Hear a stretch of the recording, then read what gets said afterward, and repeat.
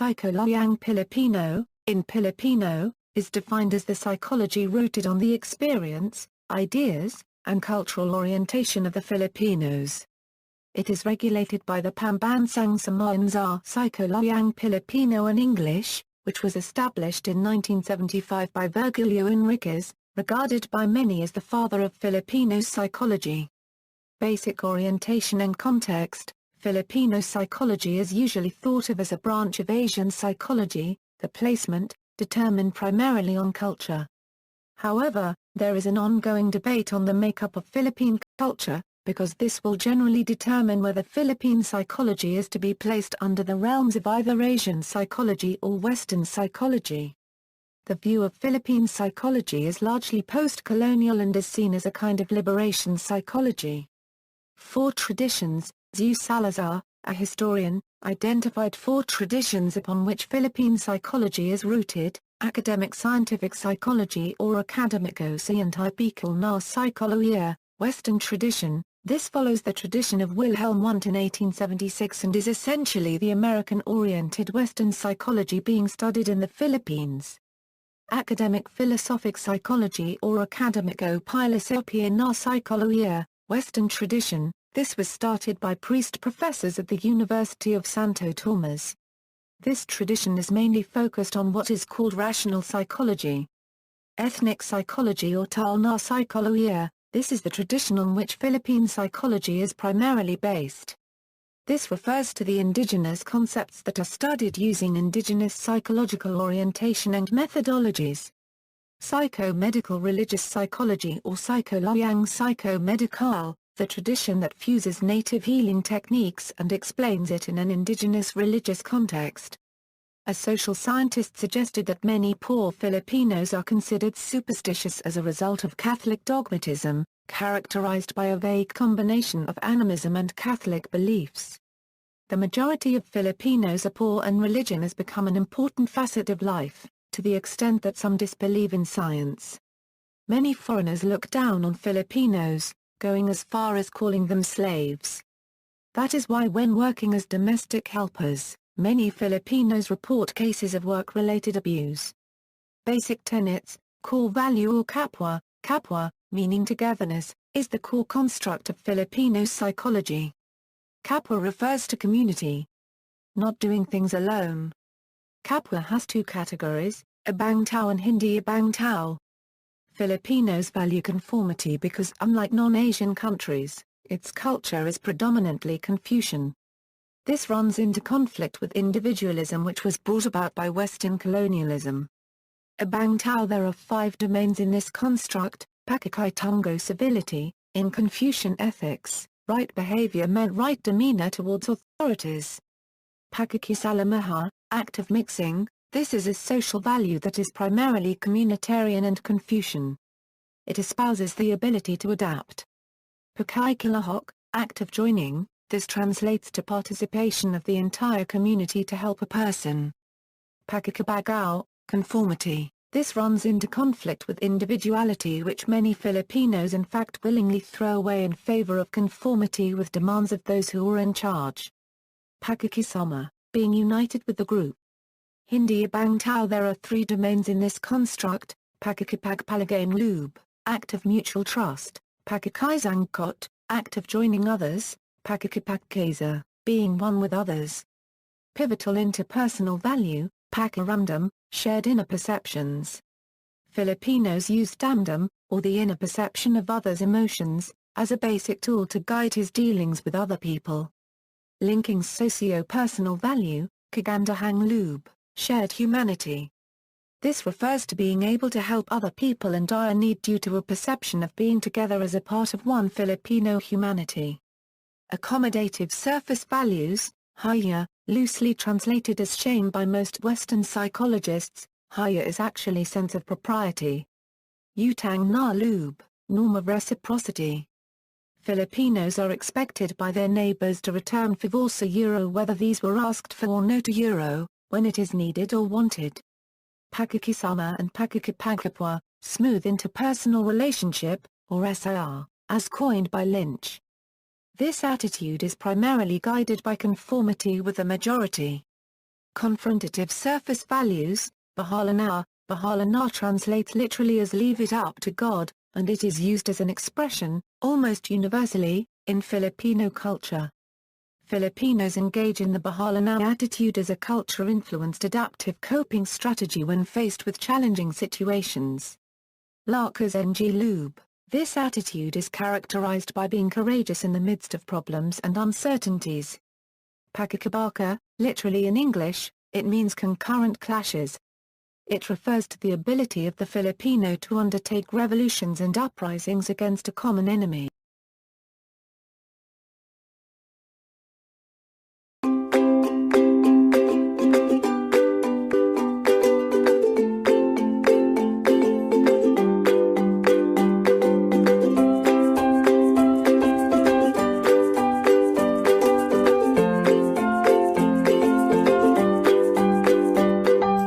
Sa dami-dami ng mga bansa sa buong mundo, bakit nga ba namumukod tangi ang mga Pilipino? Iba't ibang kinalakihan, iba't iba ang karanasan, pero sa huli ay iisa pa rin. Heto na ang ilan sa mga katangiang inaangkin natin. Ang mga Pilipinong tulad mo at tulad ko ay likas na masiyahin. Kitang-kita ito kahit sa oras ng ulan, bagyo, lindol at iba pang kalamidad. At kahit na sa mga pang-personal na dahilan, kunwari, iniwan ng boyfriend, tumatayo at hinaharap ang mundo ng may ngiti sa mukha. Hospitable. Hindi ito ang paulit-ulit na pagpasok sa ospital. Ito ang mainit na pagtanggap ng mga Pilipino sa bisita. Bisitang kamag-anak, bisitang kaibigan, siguradong malungkot ang pagtanggap sa bawat tao, inaasahan man o hindi. Ang pakikisama ay pakikiayon sa ibang tao upang mapanatili ang maayos at matibay na relasyon. Diyan magaling ang Pinoy! Maging sa pagpili ng kainan, na minsan kahit gusto mong mag-McDo, ngunit ang mga kaklase mo ay gustong mag-Jollibee, makikisama ka na lang at o-order ng Jolly Spaghetti. Kaya naman, pakatandaan na kahit hindi ka perpekto, may mga nagmamahal sa'yo, ang kapwa mong mga Pilipino, na laging hangiti at handang tanggapin ang iyong buong pagkatao. Dahil yan ang tatak Pinoy.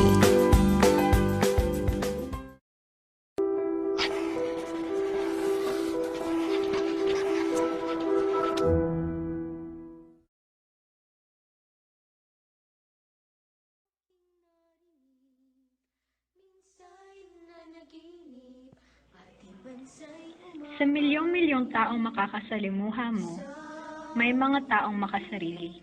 Ngunit ang pagiging positibo ang siyang mangingibabaw.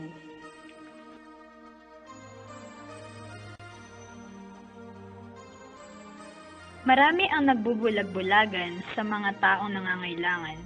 Subalit, may ibang taong handang kumilos at tumulong sa kanilang kapwa.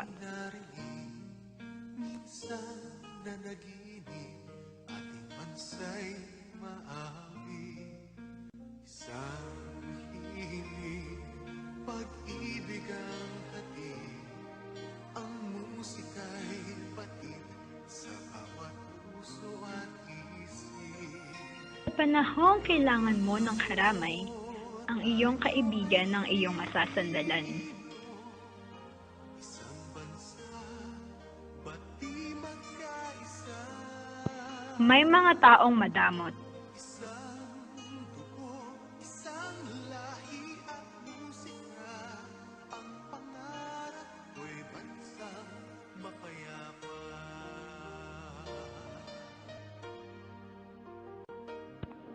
Ngunit ang iba'y handang tumulong sa mga kapuspalad.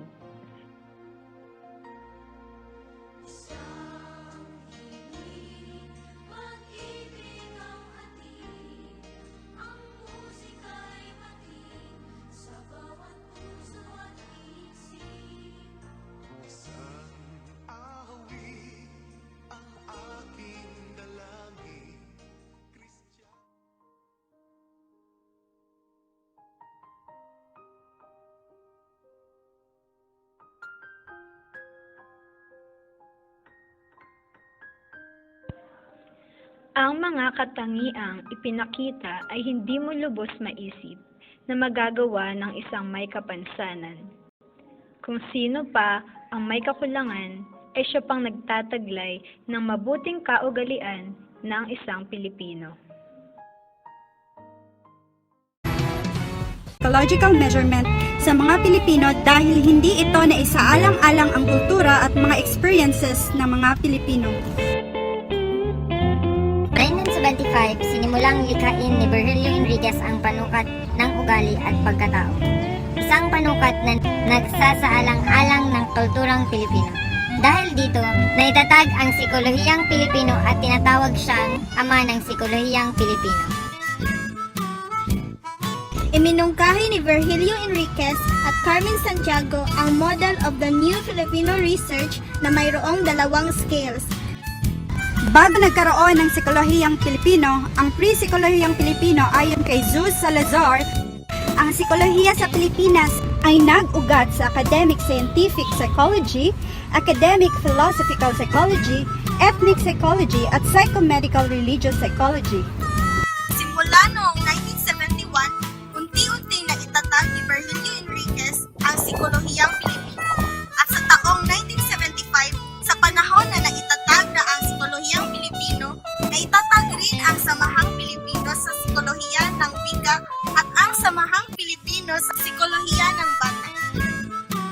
At sa taong 1986, natutunan natin ang konsepto ng kapwa.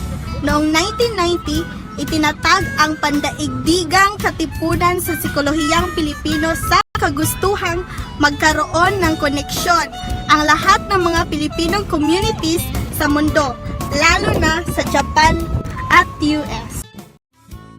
Subalit, noong 1994, umanaw si Virgilio Enriquez. Nagkaroon ng problema ang Sikolohiyang Pilipino.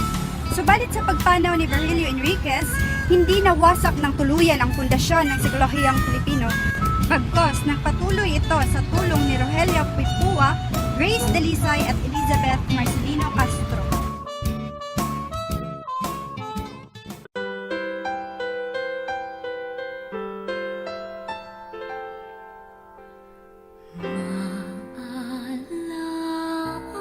Mga manunood, natutunan natin ngayong araw ang unting-unting pag-usbong ng Sikolohiyang Pilipino sa ating bansa.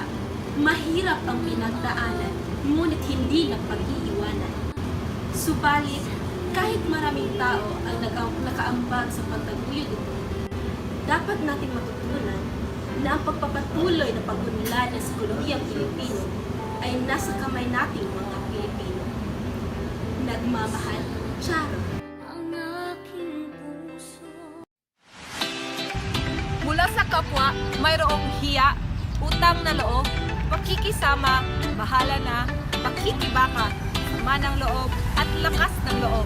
Ilan lamang ito sa ating mga kagolian na umusbong mula sa ating pag-iintindi sa ating kapwa-tao. Tunay nga na tayong mga Pilipino ay mahilig makihalo-hilo at natatakot na isa. Sina Virgilio Enriquez, Prospero Cubar, Zeus Salazar, at iba pa. Ilan lamang sila sa mga taong nagtaguyod ng Sikolohiyang Pilipino, subalit ang ating kaugalian ay galing pa sa ating kanununuan. Hindi natin dapat kalimutan na kahit anong uri ng pagkatao meron tayo o ilang mga dayuhan pang sumako, nananalaytay pa rin sa ating ang dugo Pinoy at kahit anong gawin natin, lalabas at lalabas pa rin ang pagka-Pinoy.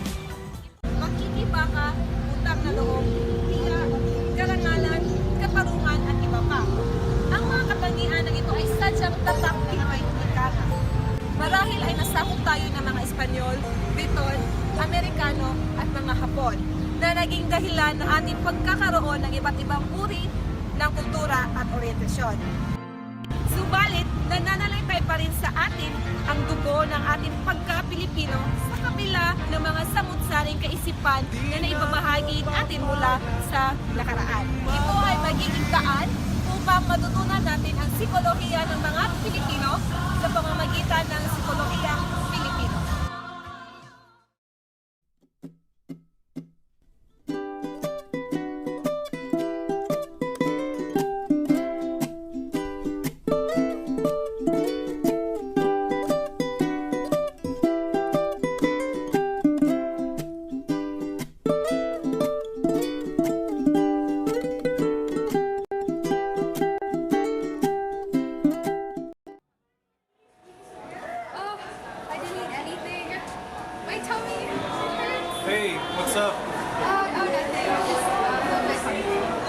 hungry.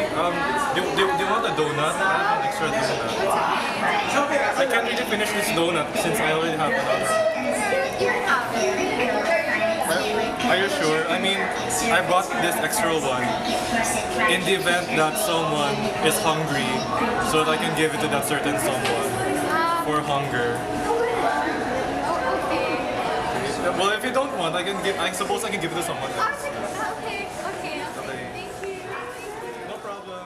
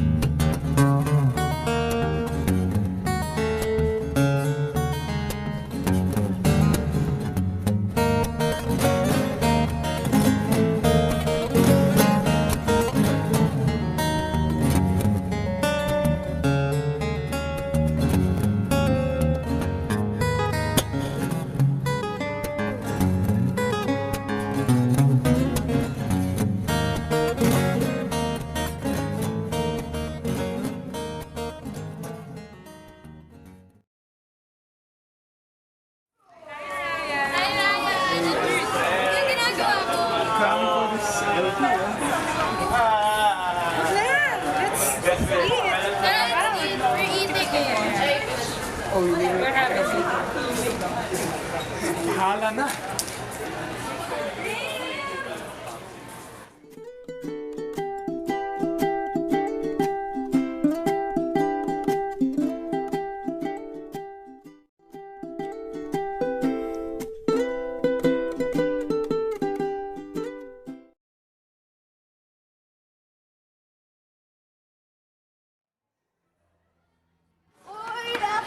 Bili ka ticket sa akin. Sa Mirage. Wala akong Saturday. Wala akong pera.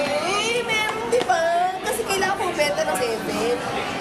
Pag di ko ito nabenta, babayaran ko lang. Eh, ginusto mo yan. Sige na, ah. please. Sige na, please. Para saan ba yan? Tulong mo, please. Para sa psyche kasi. Tapos yung proceeds naman, hindi naman sa akin sa National Center for Mental. Sorry. Kaya please help me. Babayaran ko ito lahat pag di ko ito nabenta. Hindi na nga, magkano ba yan? Konti lang pera ko eh. Hindi na mo ko. Konti naman. Oh my God, magkano ba isa? 250. Sige na nga, yan ah. Lahat na. Sige na nga. Yay! Bakit eh? Thank you. Kulang po. Okay, thank you.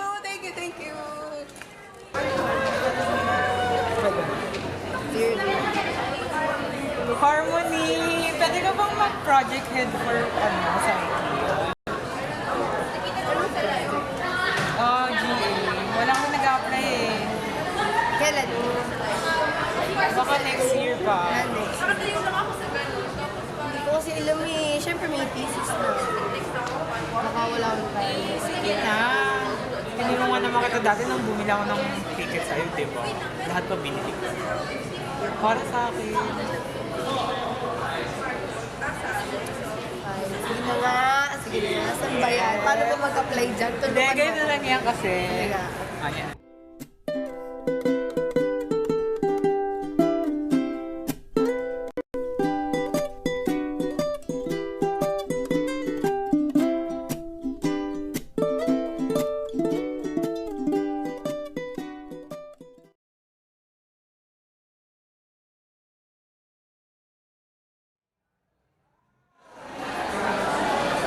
Hey Jen, this is for you. Naalala lang kita eh. Bagay sa'yo. Oh, also, do you have plans this Saturday? No. Kasi may party eh.